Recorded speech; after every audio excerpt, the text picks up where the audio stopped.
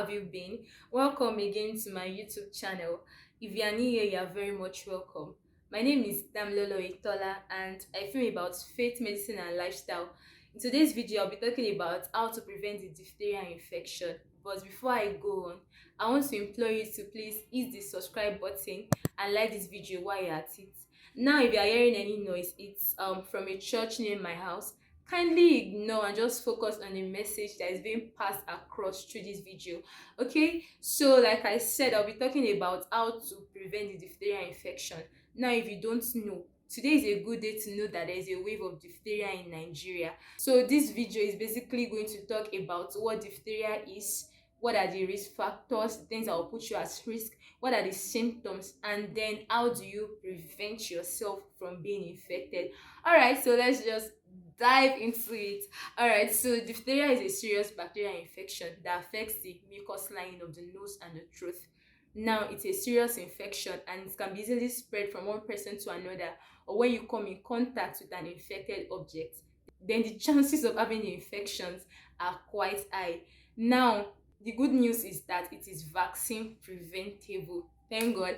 All right, so the bacteria releases toxins that spreads through the bloodstream, and now when complications arise, it could actually deposit toxins in the heart, in the brain and the kidneys, leading to serious consequences that we don't want. Okay, so what are the risk factors? What will put you at risk? What increases your chances of having this infection?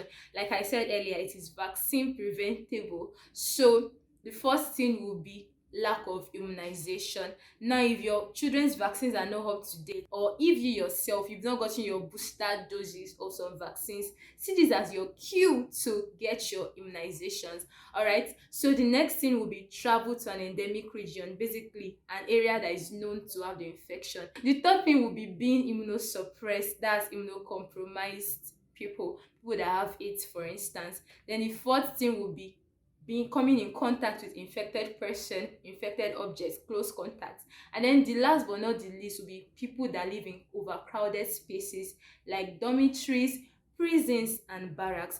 All right, now that we know all this, what are the symptoms? Now, the most obvious thing is a gray plaque that forms at the back of the throat. I'm going to insert a picture so that you see it and it's going to stick that way. All right, so the next thing could be a swelling around the neck, and then it could also lead to things like cough, sore throat, fever and chills.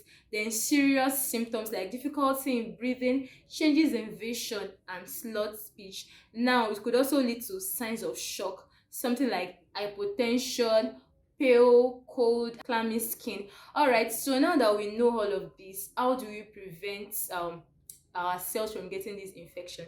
Like I earlier said, vaccine is the first thing. Make sure that your children get vaccinated. Make sure that your own vaccines too are well to date. And I guess that most of these vaccines are actually free in healthcare centers. At this way I work, immunization is free. All right, so the first thing, like I said, is immunizations. Now, for children, they should get their immunization from the age of 2 months, 4 months, 6 months, and then 15 to 18 months, and finally in the ages of 4 to 6. Now, DTaP simply means diphtheria, tetanus and pertussis. Now, for older children within the ages of 11 to 12 years will require the TDAP, that's tetanus, diphtheria and pertussis. Now, adults should get their booster dose once, and then they begin to get the TD vaccine, that's tetanus and diphtheria, once every 10 years. Now, the second prevention would be coughing into your sleeves and not into your palms. And please, if you've been coughing into your palms, it's a good day to learn something new. And if you still make a mistake of coughing into your palms, kindly wash your hands. It actually helps to reduce the risk of infecting other people. Now, the next prevention will be avoiding close contact with infected people.